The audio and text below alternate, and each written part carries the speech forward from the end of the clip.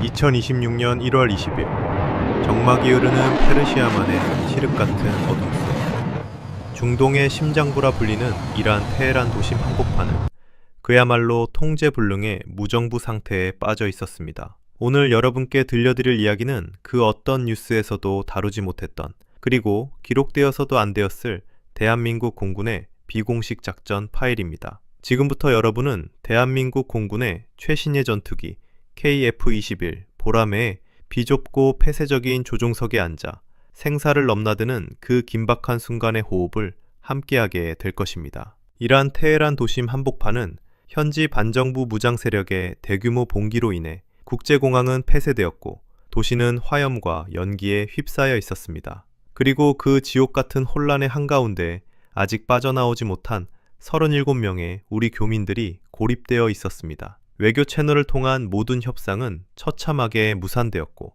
남은 시간은 단 4시간뿐이었습니다. 그 시간이 지나면 무장 세력은 교민들이 은신해 있는 안전 가옥의 위치를 파악하고 들이닥칠 것이 확실시되는 상황이었습니다. 대한민국 정부는 벼랑 끝에서 초유의 결단을 내렸습니다. 육로와 공로가 모두 막힌 적진 한가운데로 우리 군의 자산을 은밀하게 투입해 교민들을 강제로 구출해 오겠다는 작전이었습니다. 가장 먼저 이란의 견고한 영공을 뚫고 들어간 선봉장은 대한민국 공군 제29 전술개발 비행전대 소속의 최정예 파일럿 이민석 소령이었습니다. 그가 탑승한 기체는 기존의 형상을 완전히 뜯어고쳐 완벽한 스텔스 성능을 갖춘 블록3 사양의 KF-21 보라매였습니다. 이민석 소령은 고도 4만 피트 상공의 성층권 부근에서 칠흑 같은 어둠이 깔린 아래를 내려다보았습니다. 육안으로는 아무것도 보이지 않는 검은 바다와 같은 하늘이었지만 그의 헬멧에 장착된 최첨단 시연 장치인 HMD에는 지상의 모든 정보가 녹색의 디지털 신호로 촘촘하게 표시되고 있었습니다. 이민석 소령은 산소 마스크 안으로 거칠게 몰아쉬던 숨을 고르기 위해 의식적으로 호흡을 조절했습니다. 산소 공급 장치의 기계적인 소음만이 고요한 조종석을 채우고 있었습니다. 그는 조종관을 쥔 오른손에 힘을 주었습니다. 특수 제작된 비행장갑 안으로 축축한 땀이 배어나오는 것이 느껴질 정도로 긴장감이 감돌았습니다. 아무리 비행시간 3000시간을 넘긴 베테랑 파일럿이라도 적성국의 방공망이 시퍼렇게 살아있는 적의 영공 깊숙이 단독으로 침투한다는 것은 뼈를 깎는 고통과 심리적 압박을 동반하는 일이었습니다. 그의 기체 날개 밑에는 장거리 공대지 미사일인 철룡2가 묵직하게 매달려 있었습니다. 이 미사일 한 발이면 축구장 2개 크기의 면적을 순식간에 초토화할 수 있는 파괴력을 지니고 있었지만 지금 이 순간 그 무게는 이 소령의 어깨를 짓누르는 책임감의 무게와도 같았습니다. 같은 시각 이란에서 수백 킬로미터 떨어진 호르무즈 해협 인근 해상에서는 대한민국 해군의 자존심이자 12,000톤급 이지스 구축함인 정조대왕함이 거친 파도를 가르고 있었습니다. 함교의 분위기는 찬물을 끼얹은 듯 무겁게 가라앉아 있었습니다. 붉은색 전투 조명이 실내를 비추는 가운데 김철수 함장은 팔짱을 낀 채 정면에 있는 대형 전술 모니터를 뚫어지라 응시하고 있었습니다. 모니터 위에는 수백 개의 점들이 복잡하게 이동하고 있었지만 김 함장의 눈은 오직 테헤란 상공으로 진입하는 아군기들의 작은 식별 부호만을 집요하게 쫓고 있었습니다. 정조대왕함의 갑판에 위치한 수직 발사관 뚜껑은 이미 열려 있었고 그 깊은 곳에는 함대지 순항미사일인 현무3가 목표좌표 입력을 마치고 발사 명령만을 기다리며 차가운 금속성 숨을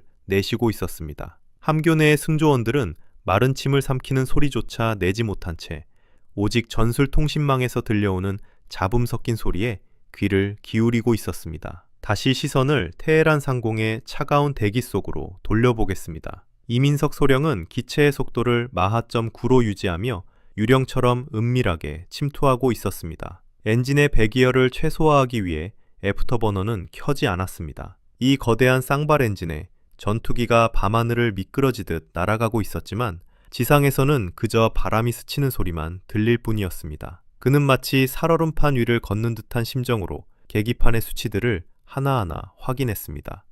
레이더 반사 면적을 줄이기 위해 기체의 모든 문을 닫고 전파 발신을 통제하는 EM콘 상태를 유지했습니다. 그때였습니다. 이 소령의 귓가에 고막을 찢는 듯한 날카로운 경고음이 울렸습니다. 레이더 경보 수신기의 붉은 램프가 미친 듯이 전멸하기 시작했습니다. 적의 지대공 미사일 레이더가 이 소령의 기체를 포착한 것이었습니다. 그것은 단순한 탐지 신호가 아니었습니다. 미사일 발사를 위한 정밀 추적 레이더가 보라매의 동체를 낙온했다는 소름 끼치는 경고였습니다. 이 소령은 본능적으로 조종관을 왼쪽으로 급격하게 꺾으며 기체를 급강하시켰습니다. 기체는 비명을 지르며 왼쪽으로 기울어졌고 엄청난 중력 가속도가 이 소령의 온몸을 짓눌렀습니다. 마치 거대한 코끼리가 가슴 위에 올라타 폐를 쥐어짜는 듯한 압박감이 전신을 조여왔습니다.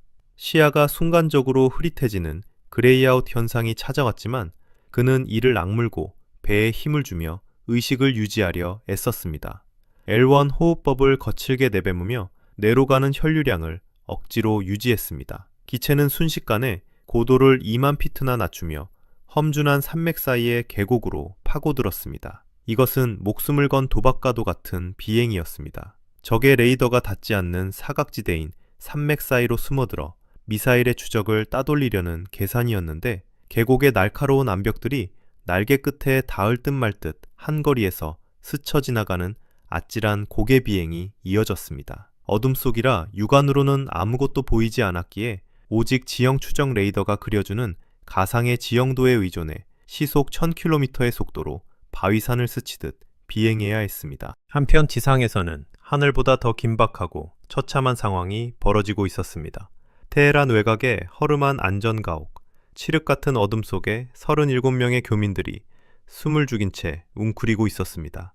창밖으로는 무장 세력의 순찰차들이 요란한 사이렌 소리를 내며 위협적으로 지나가고 있었습니다. 그들을 보호하고 있는 것은 국군 정보사령부 소속의 블랙 요원인 박 팀장과 2명의 대원뿐이었습니다.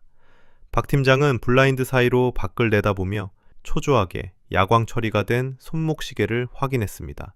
약속된 시간까지는 아직 30분이라는 영겁 같은 시간이 남아 있었습니다. 그때였습니다. 건물의 낡은 철문이 둔탁한 충격음과 함께 크게 흔들렸습니다. 쾅! 쾅! 하는 소리가 건물의 벽을 타고 진동으로 전해져 왔습니다. 누군가 도구를 사용하여 강제로 문을 뜯어내려는 시도였습니다.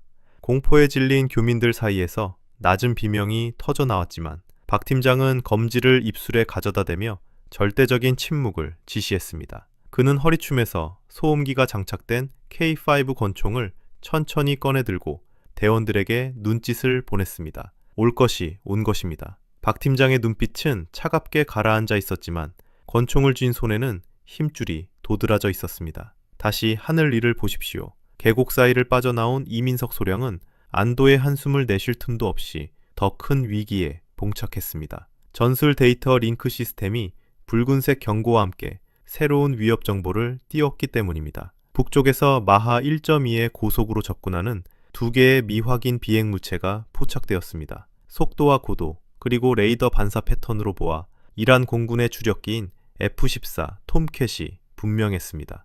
비록 오래된 구형 기체였지만 사거리가 200km에 달하는 장거리 공대공 미사일인 피닉스를 장착하고 있어 결코 무시할 수 없는 치명적인 상대였습니다. 이 소령은 레이더를 켜는 순간 자신의 위치가 적들에게 완전히 노출될 것을 알았지만 선택의 여지가 없었습니다. 그는 떨리는 손가락으로 마스터 암 스위치를 켰습니다. 무장 제어 패널에 녹색불이 들어왔습니다. 이제부터는 숨바꼭질이 아니라 서로의 목숨을 건 정면 승부였습니다. 이 소령은 보안 통신망을 개방하고 차분하지만 힘있는 목소리로 정조 대왕함의 지원을 요청했습니다. 타겟 식별 완료, 교전 허가를 요청한다. 그의 목소리는 헬멧 속 마이크를 타고 수천 킬로미터 떨어진 페르시아만의 정조 대왕함 함교로 전송되었습니다. 김철수 함장은 스피커에서 흘러나오는 이 소령의 목소리를 듣자마자 지체 없이 명령을 내렸습니다. 함장의 명령이 떨어지기가 무섭게 함교의 요원들은 복창과 함께 콘솔 위에 붉은색 발사 버튼을 눌렀습니다. 이제 여러분은 상상해 보셔야 합니다. 정조 대왕함의 갑판이 수직 발사관 덮개가 열리고 그 안에서 거대한 화염이 솟구치는 장면을 말입니다. 압축 공기에 의해 튕겨나온 현무3 순항 미사일이 공중에서 점화되며 하얀 연기를 내뿜고 소리보다 빠른 속도로 어둠을 찢으며 날아가는 그 장엄한 광경을 머릿속에 그려보십시오. 미사일은 해수면을 스치듯 낮게 깔려 테헤란을 향해 돌진했습니다. 그 목표는 이민석 소령을 위협하는 적의 지대공 레이더 기지였습니다. 하지만 하늘 위의 상황은 1분 1초를 다투고 있었습니다. 적기 2대는 이미 이 소령의 기체를 향해 레이더 라곤을 걸어온 상태였습니다. 경고음이 다시 한번 조종석을 가득 채웠습니다. 삐익 하는 소름 끼치는 연소음이었습니다. 이 소령은 미사일 회피 기동을 준비하며 체프와 플레어, 발사 버튼에 손가락을 얹었습니다. 등 뒤에서 식은땀이 흘러내려 내열 조종복을 흠뻑 적셨습니다. 바로 그 순간 전방 시연 장치에 적기가 발사한 미사일의 열원 2개가 감지되었습니다. 하얀 궤적을 그리며 무시무시한 속도로 다가오는 2개의 불빛이 시야에 들어왔습니다. 이 소령은 눈을 부릅뜨며 조종관을 끝까지 당겼습니다. 기체가 비명을 지르며 수직으로 솟구쳤습니다. 중력 가속도 9G. 이것은 인간이 맨몸으로 견딜 수 있는 한계를 넘어선 수치입니다. 이민석 소령의 몸무게가 순식간에 9배로 불어나는 것과 같은 물리적 압력이 조종석을 짓눌렀습니다. 폐 속의 공기가 강제로 빠져나가고 시야의 가장자리부터 검게 물드는 현상이 찾아왔습니다. 핏줄이 터질 듯한 압박 속에서도 이 소령은 본능적으로 조종관에 붙어있는 대응책, 발사 버튼을 연타했습니다. 기체의 후미에서 1500도가 넘는 고열을 내뿜는 마그네슘 화합물 덩어리인 플레어 수십 발이 밤하늘에 불꽃놀이처럼 흩뿌려졌습니다. 적기가 발사한 열추적 미사일의 시커는 KF-21의 엔진 배기열보다 훨씬 더 뜨겁게 타오르는 플레어의 유혹을 뿌리치지 못했습니다. 미사일은 허공을 가르며 플레어를 향해 돌진했고 이내 이소령의 기체 후방 500m 지점에서 거대한 섬광과 함께 폭발했습니다. 쾅 하는 소리와 함께 밤하늘이 대나처럼 밝아졌습니다. 미록 직격은 피했지만 폭발의 충격파가 기체를 강타했습니다. 경보음은 멈췄지만 기체는 격렬하게 요동쳤고 이소령은 입술을 깨물며 흐려지는 의식을 붙잡아야 했습니다. 입안에서 비릿한 피맛이 느껴졌습니다. 그는 거친 숨을 몰아쉬며 고도를 다시 낮췄습니다. 살아남았다는 안도감보다는 아직 끝나지 않았다는 전율이 척추를 타고 흘렀습니다. 그 시각 지상의 상황은 더욱 처참하게 돌아가고 있었습니다. 테헤란 외곽 안전가옥의 철문이 기어이 뜯겨나갔습니다. 경첩이 부서지는 날카로운 금속음과 함께 뿌연 시멘트 가루가 실내로 쏟아져 들어왔습니다. 정보사령부 소속 박 팀장은 교민들을 방 안쪽 구석으로 몰아넣고 소파와 테이블을 뒤집어 임시 방어선을 구축했습니다. 문이 뜯겨나간 틈으로 무장 세력의 검은 그림자가 들이닥쳤습니다. 박 팀장의 손에 들린 K5 권총이 불을 뿜었습니다. 소음기가 장착되어 있어 총성은 기계적인 파열음으로만 들렸지만 그 위력은 치명적이었습니다. 선두에 섰던 적이 비명을 지를 새도 없이 뒤로 넘어갔습니다. 하지만 적의 숫자는 너무 많았습니다. 좁은 복도를 가득 메운 무장 세력은 무차별적으로 AK-47 소총을 난사하기 시작했습니다. 타다다닥 하는 총성과 함께 벽면의 콘크리트가 터져나가며 파편이 사방으로 튀었습니다. 매캐한 화약 냄새와 먼지가 뒤섞여 숨을 쉬기조차 힘들었습니다. 그때였습니다. 박 팀장의 옆에서 엄호 사격을 하던 김중사가 외마디 신음과 함께 바닥으로 쓰러졌습니다. 그의 왼쪽 어깨에서 붉은 선혈이 솟구쳤습니다. 박 팀장은 이를 악물고 탄창을 갈아 끼우며 소리쳤습니다. 대원들은 김중사를 끌어당겨 지혈하고 교민들은 고개를 들지 마라. 절망적인 상황이었지만 박 팀장의 눈빛은 흔들리지 않았습니다. 그는 알고 있었습니다. 지금 여기서 밀리면 교민들의 운명은 끝이라는 것을 말입니다. 그 절체절명의 순간 테헤란 북부 산악지대에서는 또 다른 섬광이 번쩍였습니다. 아까 정조 대왕함에서 발사된 현무3 순항 미사일이 수천 킬로미터를 날아와 정확하게 목표 지점에 도달한 것입니다. 미사일은 적의 방공 레이더 기지 한가운데로 빨려 들어가듯 꽂혔습니다. 벙커버스터 탄두가 두꺼운 콘크리트 돔을 뚫고 들어가 내부 깊숙한 곳에서 기폭되었습니다. 집안이 울리는 묵직한 진동과 함께 거대한 버섯구름이 피어올랐고 적의 눈 역할을 하던 레이더 안테나가 엿가락처럼 휘어지며 무너져 내렸습니다. 이란군의 방공망에 거대한 구멍이 뚫리는 순간이었습니다. 이 틈을 놓치지 않고 어둠 속에서 거대한 그림자가 나타났습니다. 대한민국 공군 제251 전술공수비행대대 소속의 CA-30 허큘리스 수송기였습니다. 조종관을 잡은 최대위는 야간 투시경을 착용한 채 흐르는 식은땀을 닦을 새도 없이 계기판을 음시하고 있었습니다. 그가 착륙해야 할 곳은 관제탑에 유도가 있는 매끄러운 활주로가 아니었습니다. 공사가 중단되어 방치된 미완성 고속도로 구간이었습니다. 노면 상태를 전혀 알 수 없는 데다 가로등 하나 없는 칠흑 같은 어둠 속으로 60톤에 달하는 거대한 기체를 착륙시켜야 하는 미친 짓이나 다름없는 임무였습니다. 최대위는 기체의 속도를 줄이며 플랩을 최대한 전개했습니다. 기체가 덜덜거리며 격렬하게 진동하기 시작했습니다. 고도계의 숫자가 빠르게 줄어들었습니다. 1000피트, 500피트, 300피트. 야간 투시경으로 보이는 세상은 온통 녹색이었습니다. 흐릿하게 보이는 고속도로의 윤곽이 점점 다가왔습니다. 그런데 최대위의 눈에 믿을 수 없는 광경이 들어왔습니다. 착륙 지점으로 예상했던 도로 한복판에 공사 자재와 버려진 트럭, 그리고 콘크리트 구조물들이 어지럽게 널려 있었습니다. 이대로 정중앙에 착륙했다가는 기체가 산산조각이 날 것이 분명했습니다.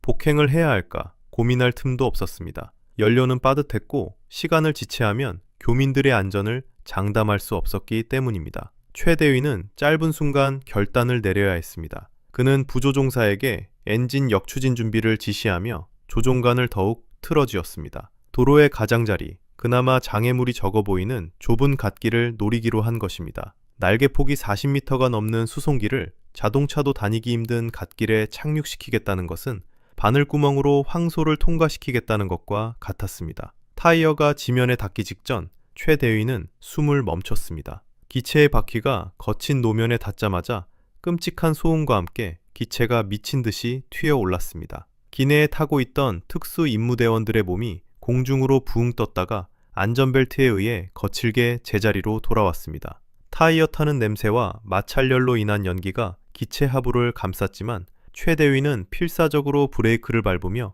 기체를 제어했습니다. 한편 하늘 위에서 숨을 고르던 이민석 소령은 레이더를 통해 수송기가 가까스로 착륙을 시도하는 것을 확인했습니다. 하지만 안도할 틈도 없이 동시에 그의 레이더에는 또 다른 치명적인 위협이 포착되었습니다. 지상에서 무장 세력의 차량 행렬이 고속도로를 향해 전속력으로 질주하고 있었던 것입니다. 그들의 차량 적재함에는 2-3mm 대공포가 장착되어 있었습니다. 착륙 중이라 속도가 느려진 수송기는 그들에게 움직이지 않는 거대한 표적이나 다름없었습니다. 이 소령은 더 이상 망설일 시간이 없었습니다. 그는 남은 연료량을 확인하지도 않고 기술을 지상으로 급격히 숙였습니다. 이 소령은 무장 제어 패널에서 공대지 모드를 선택하고 매버릭 미사일의 시커를 활성화하려 했으나 거리가 너무 가까워 아군에게 피해를 줄 수 있다는 판단이 섰습니다. 칠흑 같은 어둠 속에서 적 차량들의 엔진 열기가 하얀 점으로 나타났습니다. 그는 미사일 대신 기체의 고도를 500피트까지 낮추며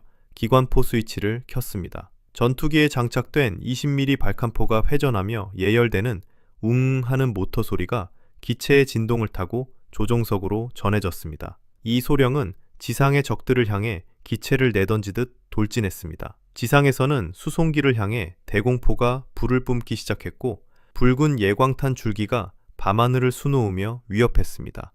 이 소령은 그 빗발치는 화망 속으로 정면 충돌하듯 들어갔습니다. 이것은 자살 행위나 다름없었지만 그는 수송기가 멈췄을 때까지 적들의 시선을 자신에게로 돌려야만 했습니다. 전방 시연 장치에 지상의 목표물이 가득 찼습니다. 거리는 불과 1km. 이 소령의 검지가 차가운 방아쇠를 당겼습니다. 드르르륵 하는 둔탁하고 끊임없는 소음과 함께 기체 전체가 뒤로 밀리는 듯한 반동이 전해졌습니다. 초당 100발이 넘는 고폭탄이 지상을 향해 소나기처럼 쏟아져 내렸습니다. 지상에서는 아비규환이 펼쳐졌습니다. 20mm 탄환에 맞은 적의 차량들이 종이장처럼 찢겨나가며 폭발했습니다. 거대한 불기둥이 치솟으며 주변을 대낮처럼 밝혔습니다. 하지만 적들도 만만치 않았습니다.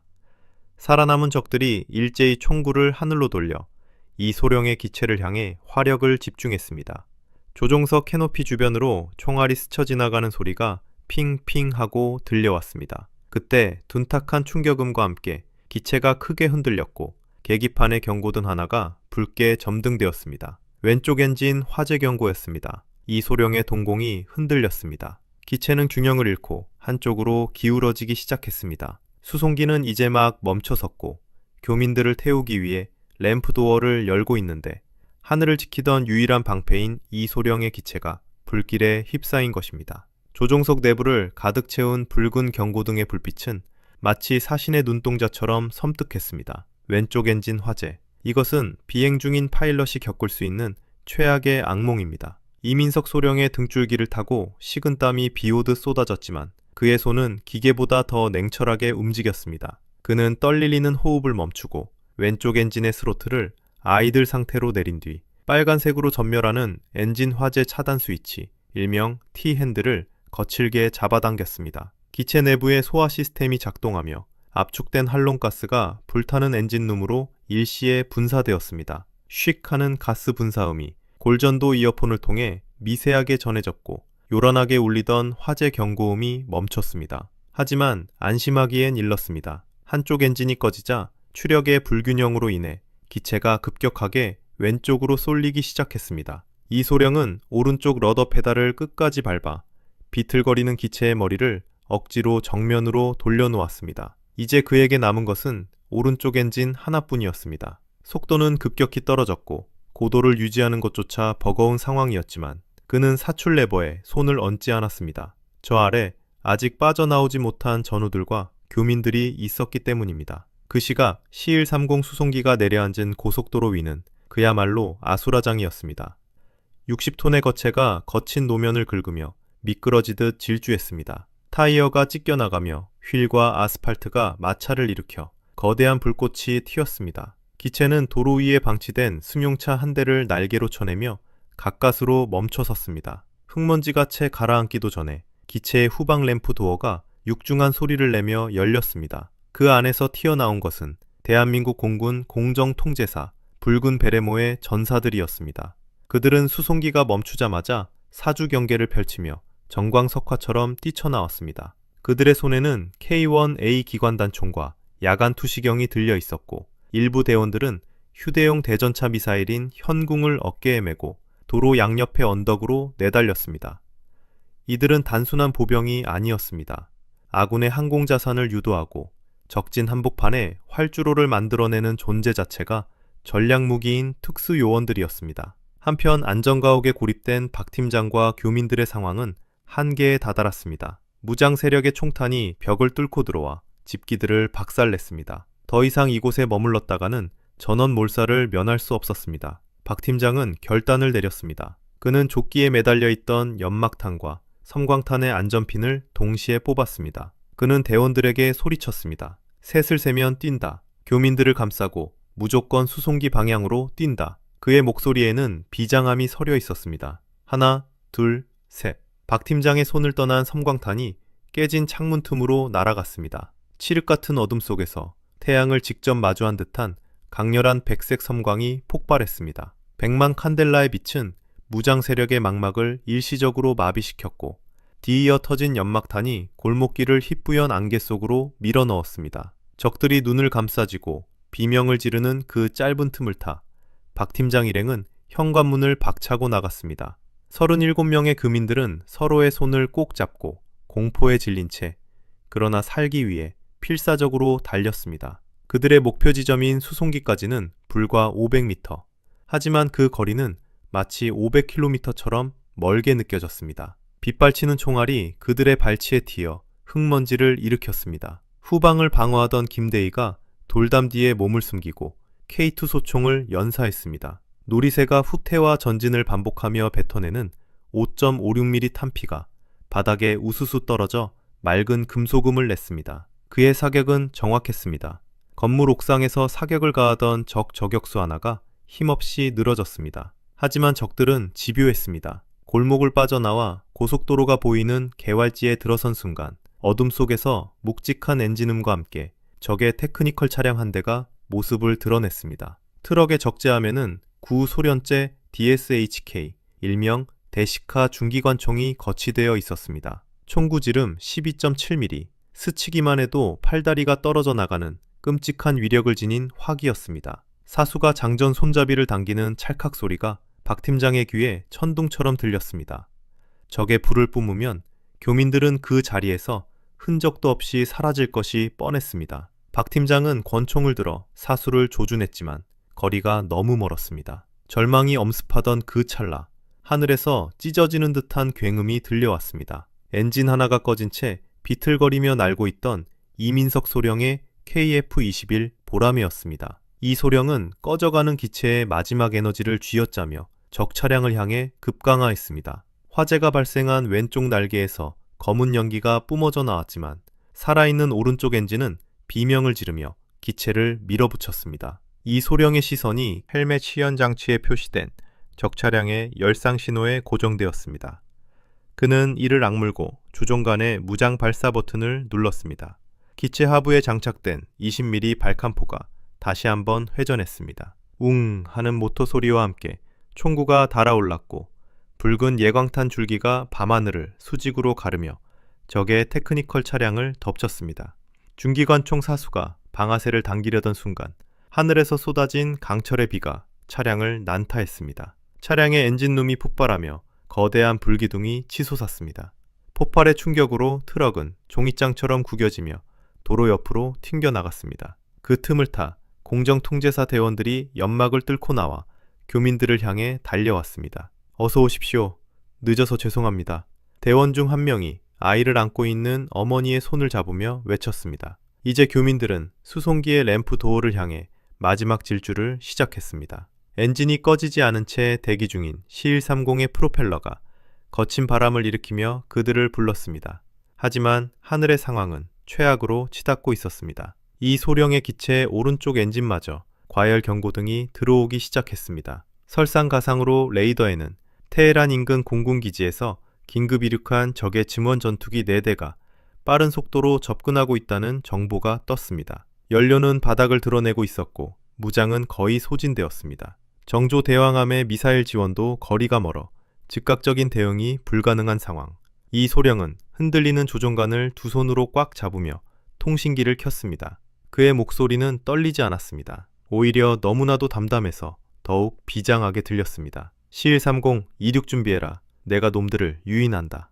교민들을 태운 수송기가 이륙할 시간을 벌기 위해 날개 꺾인 보라매는 스스로 미끼가 되어 적의 대편대 속으로 뛰어들 준비를 하고 있었습니다. 이민석 소령의 KF-21 보라매가 뿜어내는 거친 엔진음이 밤하늘을 찢어발겼습니다.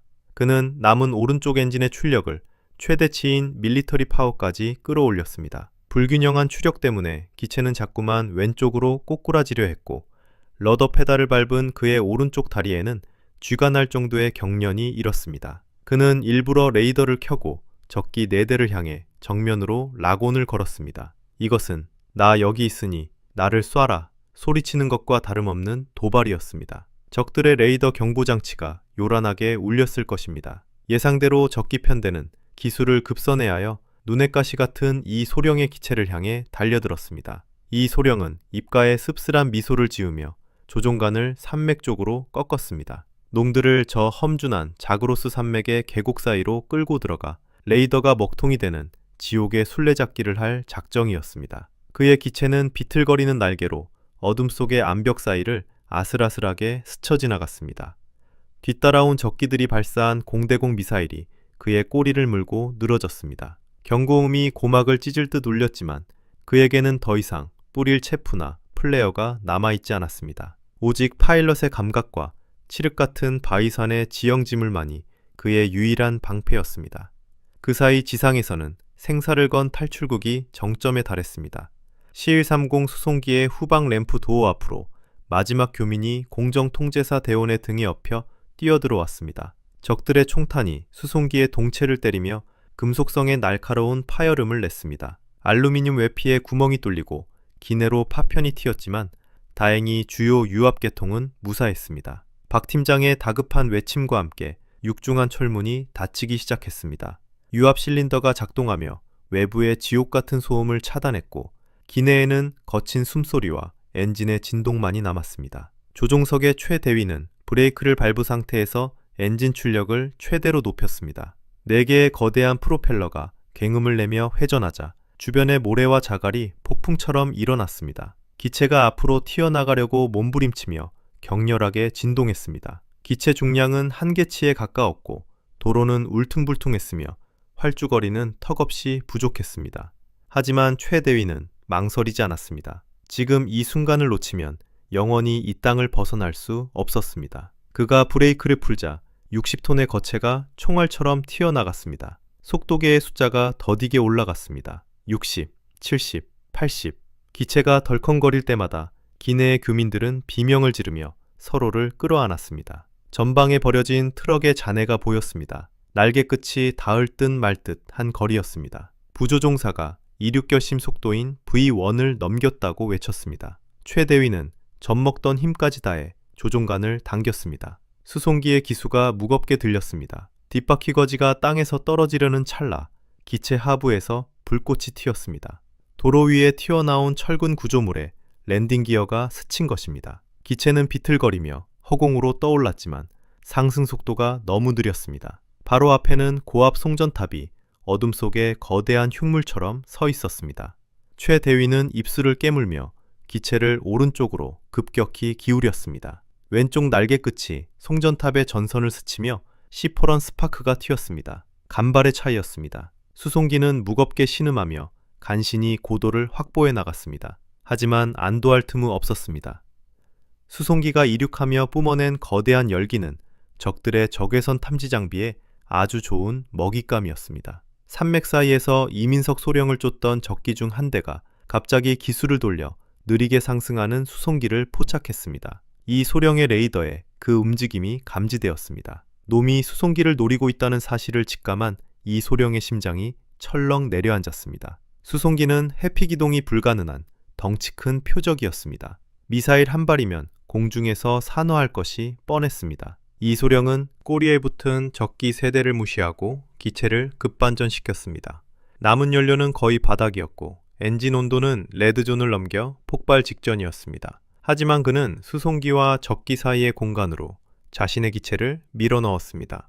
자신이 방패가 되겠다는 무언의 결의였습니다. 적기의 날개 밑에서 화염이 번쩍였습니다. 레이더 유도 미사일이 수송기를 향해 발사된 것입니다. 이 소령은 자신의 기체에 장착된 전파 방해 장치, 즉 ECM을 최대 출력으로 가동했습니다. 강력한 전파가 허공에 뿌려지며 미사일의 시커를 교란하려 했지만 거리가 너무 가까웠습니다. 미사일은 집요하게 수송기의 배기열을 쫓아 날아갔습니다. 이대로라면 30초 뒤 명중이었습니다. 그 절체절명의 순간, 이 소령의 헬멧 무전기에서 낯선, 그러나 너무나도 반가운 목소리가 들려왔습니다. 여기는 대한민국 해군 정조대왕함.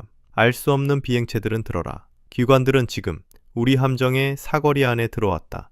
즉시 이탈하지 않으면 격추하겠다. 페르시아만의 정조대왕함이 작전구역 내로 깊숙이 진입해 있었던 것입니다. 함장의 목소리와 동시에 밤하늘 저 멀리서 수십 개의 섬광이 솟구쳐쳐 올랐습니다. 정조대왕함의 수직 발사관에서 SM-6 함대공 미사일들이 발사된 것입니다. 이 미사일들은 단순히 적기를 격추하는 용도가 아니었습니다. 마하 3.5의 속도로 날아온 미사일들은 이 소령과 수송기를 위협하던 적기들과 그들이 쏜 미사일을 동시에 요격할 수 있는 능력을 갖추고 있었습니다. 적기들의 레이더 경보 장치가 다시 한번 미친 듯이 울부짖었을 것입니다. 이번에는 장난이 아니었습니다. 수백 킬로미터 밖에서 날아오는 함대공 미사일의 라곤 신호는 그야말로 사신의 호출과도 같았습니다. 수송기를 노리던 적기는 급히 공격을 중단하고 해피 기동에 들어갔고 발사된 미사일은 유도를 잃고 허공에서 자폭했습니다.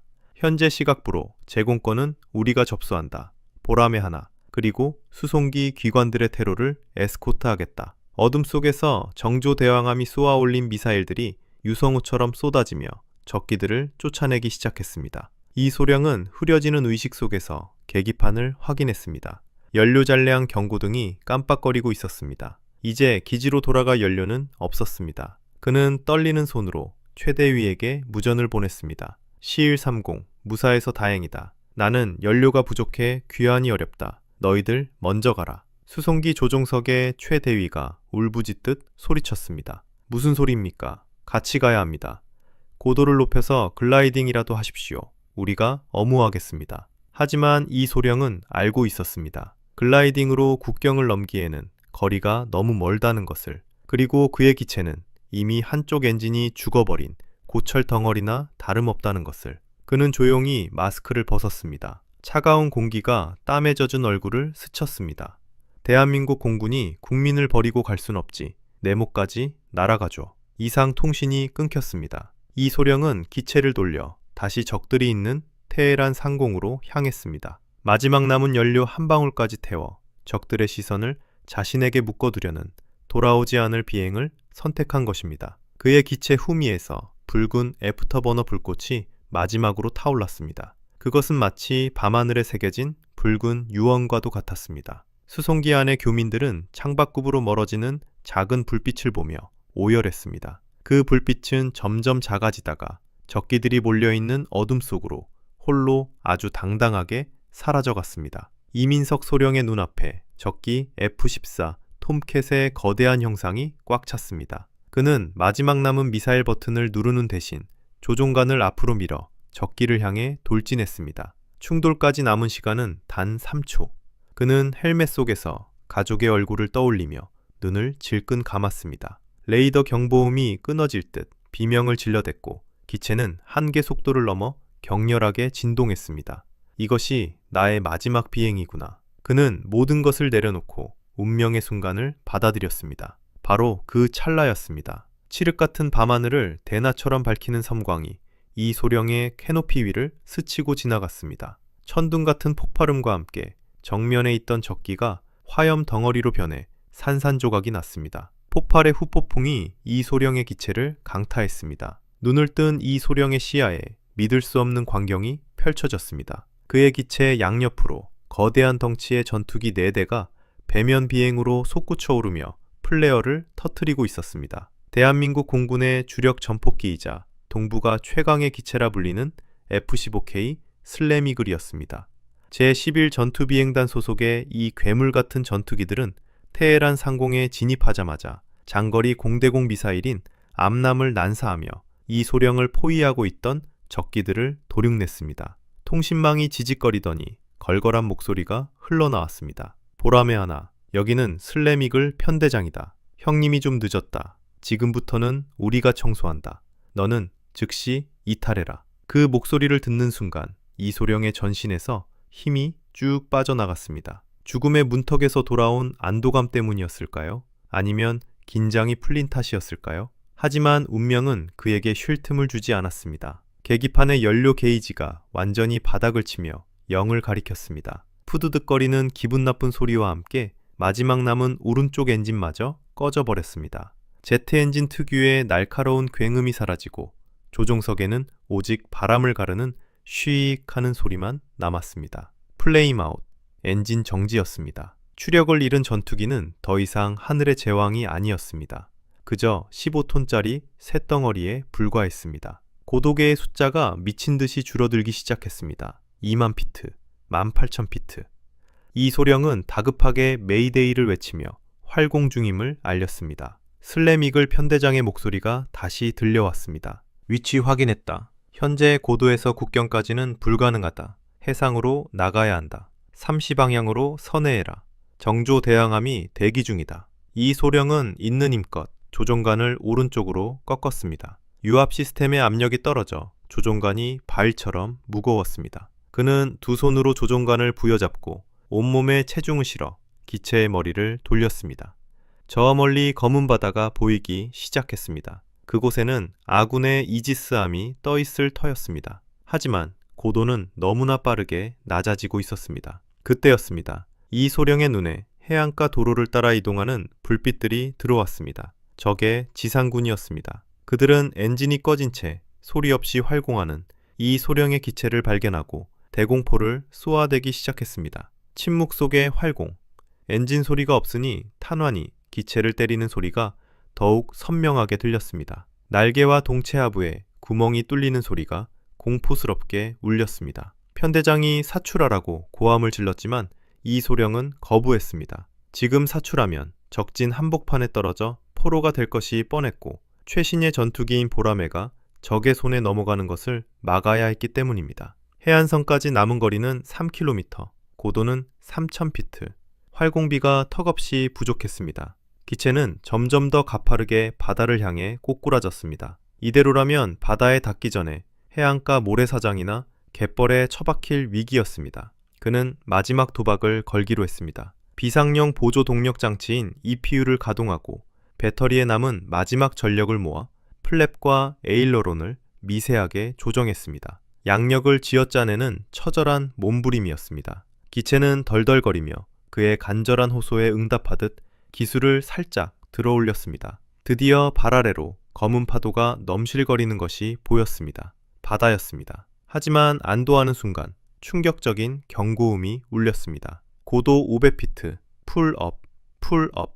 기계적인 음성이 귓가를 때렸습니다. 이제 사출을 하고 싶어도 할 수 없는 최저 고도였습니다. 남은 방법은 하나, 불시착이었습니다. 어두운 밤바다 위로 엔진도 없는 전투기를 배로 착륙시켜야 하는 불가능에 가까운 임무가 시작된 것입니다. 이 소령은 랜딩 기어를 내리지 않았습니다. 바다에 착륙할 때 바퀴가 내려와 있으면 물의 저항으로 기체가 앞으로 꼬꾸라져 산산조각이 날 위험이 컸기 때문입니다. 그는 기체의 속도를 최대한 줄이며 수면과 거의 수평을 유지하려 애썼습니다. 야간 투시경으로 보이는 수면이 무서운 속도로 다가왔습니다. 거친 파도가 하얀 포마를 일으키며 입을 벌리고 있었습니다. 거대한 물기둥이 솟구치며 기체가 수면에 충돌했습니다. 콘크리트 바닥에 내동댕이 쳐지는 듯한 엄청난 충격이 조종석을 강타했습니다. 안전벨트가 가슴뼈를 으스러뜨릴 듯 조여왔고 캐노피 유리가 거미줄처럼 금이 가며 바닷물이 폭포수처럼 쏟아져 들어왔습니다. 기체는 수면 위를 튕기며 몇 번이나 회전하다가 이내 한쪽 날개가 부러져 나가며 멈춰섰습니다. 차가운 바닷물이 순식간에 목까지 차올랐습니다. 짠물이 코와 입으로 들어오자 정신이 아득해졌습니다. 기체는 빠르게 물속으로 가라앉기 시작했습니다. 이 소령은 패닉에 빠지지 않으려 애쓰며 비상 탈출 절차를 수행하려 했습니다. 그런데 충격으로 캐노피 사출 장치가 고장나 꿈쩍도 하지 않았습니다. 물은 이미 헬멧 위까지 차올랐고 그는 칠흑 같은 심연으로 기체와 함께 끌려 들어가기 시작했습니다. 그때 물 밖에서 강력한 서치라이트 불빛이 수면을 뚫고 들어왔습니다. 프로펠러 소리가 물속까지 진동으로 전해졌습니다. 정조 대형함에서 이륙한 해상작전 헬기 와일드캣이었습니다. 헬기에서 UDT 대원 2명이 망설임 없이 검은 바다로 뛰어들었습니다. 그들은 입에 호흡기를 물고 손에는 수중 절단기를 든 채 가라앉는 전투기를 향해 맹렬하게 헤엄쳐 내려왔습니다. UDT 대원들은 물속에서도 돌고래처럼 날렵했습니다. 그들은 가라앉는 기체의 캐노피 위에 달라붙어 수중 신호를 주고받았습니다. 수동 개방 레버가 고장난 것을 확인한 대원 중 한 명이 등 뒤에서 유압으로 작동하는 휴대용 구조 절단기를 꺼내 들었습니다. 대원은 절단기의 집게를 캐노피와 동체 사이의 틈새에 거칠게 쑤셔 넣었습니다. 윙 하는 모터 소리가 물속으로 전파되며 진동이 느껴졌습니다. 7,000톤의 압력으로 벌어지는 유압 장비의 힘 앞에 강화 아크릴과 특수 합금으로 만들어진 캐노피 프레임이 비명을 질렀습니다. 소름 끼치는 파열음과 함께 프레임이 엿가락처럼 휘어졌고 굳게 닫혀있던 조종석 덮개가 억지로 뜯겨 나갔습니다. 그 틈으로 바닷물이 소용돌이치며 빨려 들어갔지만 대원들은 주저하지 않았습니다. 한 대원이 조종석으로 손을 뻗어 의식을 잃고 늘어진 이 소령의 하네스 결속 장치를 순식간에 해체했습니다. 대원들은 이 소령의 양 겨드랑이를 잡아채고 힘차게 오리발을 찼습니다. 칠흑 같은 심연에서 벗어나 수면 위의 빛을 향해 상승하는 그 순간은 마치 지옥에서 천국으로 오르는 길처럼 멀게만 느껴졌습니다. 이 소령의 입에서 마지막 남은 공기 방울이 보글거리며 새어나왔습니다. 시간이 없었습니다. 대원들은 감압 절차 따위는 무시한 채 전속력으로 수면을 돌파했습니다. 거친 물살을 가르며 세 사람의 머리가 수면 위로 솟구쳤습니다. 대기하고 있던 해상작전 헬기 와일드캣에서 내려온 구조용 호이스트 바구니가 그들 바로 위에 흔들리고 있었습니다.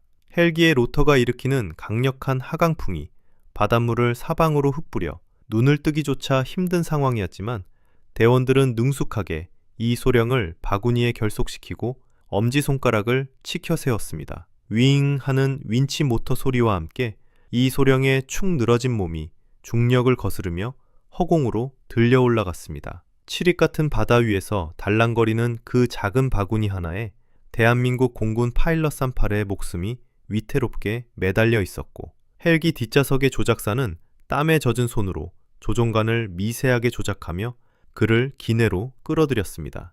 바구니가 기내 바닥에 닿자마자 대기하고 있던 의무부사관이 굶주린 맹수처럼 달려들었습니다. 이 소령의 흉부는 미동도 하지 않았고 얼굴은 핏기가 사라져 창백하다 못해 푸른빛이 감돌고 있었습니다. 의무부사관은 지체 없이 이 소령의 젖은 비행복 상의를 가위로 잘라내고 흉부 압박을 시작했습니다. 하나, 둘, 셋, 넷. 규칙적이면서도 묵직한 압박 소리가 헬기의 소음을 뚫고 들려왔습니다. 갈비뼈가 으스러질 듯한 강도였지만 멈출 수 없었습니다. 차가운 기내 바닥에서 삶과 죽음의 경계선에 선 이 소령을 붙잡기 위한 처절한 사투가 시작된 것이었죠. 그 시각 정조대왕함의 함교인 전투정보실은 물을 끼얹은 듯 침묵에 잠겨 있었습니다. 김철수 함장을 비롯한 모든 승조원이 숨을 죽인 채 스피커를 통해 들려오는 구조 헬기의 다급한 통신 내용에 귀를 기울이고 있었습니다. 1분이 마치 1년처럼 길게 느껴지는 고통스러운 시간이 흘렀습니다. 전술 모니터의 불빛만이 깜빡거리는 그곳에서 모두가 간절히 바란 것은 단 하나, 영웅의 생환이었습니다. 그때였습니다. 스피커 너머로 쿨럭쿨럭하고 물을 토해내는 거친 기침 소리가 잡음과 섞여 들려왔습니다. 호흡, 돌아왔습니다. 자가호흡 가능, 의식 회복 중, 반복한다. 생존 확인. 의무부사관의 외침이 함교를 울리자 팽팽했던 긴장의 끈이 끊어지며 승조원들 사이에서 환호성이 터져나왔습니다. 냉철하기로 소문난 김함장의 눈시울도 붉게 달아올랐고 그는 떨리는 손으로 마이크를 잡았습니다. 전 함대원에게 알린다. 우리 영웅이 돌아왔다. 전속력으로 현장을 이탈한다. 단 한 명도 남기지 않고 집으로 간다. 그의 목소리는 그 어느 때보다 단호하고 힘이 넘쳤습니다. 한편 동이 트기 시작한 테헤란 동쪽 상공에서는 가슴 벅찬 장면이 연출되고 있었습니다. 만신창이가 된 채 날고 있는 C-130 수송기의 좌우로 대한민국 공군의 F-15K 슬램이글 편대가 나란히 붙었습니다. 마치 상처 입은 어미새를 호위하는 강인한 독수리들처럼 그들은 수송기를 안전하게 감싸고 비행했습니다. 수송기 창가에 붙어있던 37명의 교민들은 눈물을 흘리며 그 광경을 바라보았습니다. 날개 밑에 선명하게 찍힌 태극마크가 아침 햇살을 받아 빛나는 모습을 보며 그들은 비로소 지옥에서 벗어났음을 실감했습니다. 최대위는 붉게 떠오르는 태양을 마주하며 떨리는 손으로 방송용 마이크를 잡았습니다. 목이 메어 목소리가 잘 나오지 않았지만 그는 또박또박 말을 이었습니다. 국민 여러분, 안심하십시오. 여기는 대한민국 공군입니다. 우리는 지금 안전한 공역으로 진입했습니다. 여러분은 이제 집으로 갑니다. 기내에서는 억눌려왔던 울음이 터져나왔고 서로를 부둥켜 안고 감사하다는 말을 연발하는 교민들의 모습. 위로 따스한 아침 햇살이 축복처럼 비쳐들었습니다. 시간이 흘러 이 소령은 정조대왕함의 의무실 침대에 누워 링거를 맞으며 무겁게 눈을 떴습니다. 흐릿한 시야 속에 걱정스러운 표정으로 서 있는 김철수 함장의 얼굴이 들어왔습니다. 이 소령은 산소 마스크를 쓴 채 힘겹게 손을 들어 경례를 하려 했지만 함장이 그의 손을 꽉 잡으며 제지했습니다. 쉬게, 자네가 오늘 대한민국을 구했네. 이 소령은 미미하게 웃으며 창밖을 바라보았습니다. 망망대해 위로 갈매기 한 마리가 평화롭게 날고 있었습니다. 그가 목숨을 걸고 지켜낸 것은 단순히 37명의 목숨이 아니라 그 어떤 국민도 적진에 홀로 남겨두지 않겠다는 조국의 약속이자 뜨거운 의지였습니다. 작전명 데저트 섀도우. 이 작전은 공식적으로는 존재하지 않았던 일로 기록될 것입니다. 외교적 마찰을 피하기 위해 정부는 침묵할 것이고 언론에는 그저 교민들이 제3국을 통해 무사히 귀국했다는 짤부루 단신만이 나갈 것입니다. 하지만 그날 밤 페르시아만의 밤하늘을 수놓았던 전투기들의 엔진 소리와 목숨을 건 군인들의 사투는 그곳에 있었던 사람들의 가슴 속에 영원히 지워지지 않는 전설로 남을 것입니다. 우리는 평화로운 일상을 살아가며 가끔 잊어버리곤 합니다. 지금 이 순간에도 누군가는 보이지 않는 곳에서 피와 땀을 흘리며 우리의 평온한 아침을 지키고 있다는 사실을 말입니다. 오늘 이야기는 여기까지입니다. 조국의 부름에 응답해 가장 위험한 곳으로 망설임 없이 뛰어들었던 그들의 뜨거운 심장 소리가 여러분에게도 전해졌기를 바랍니다.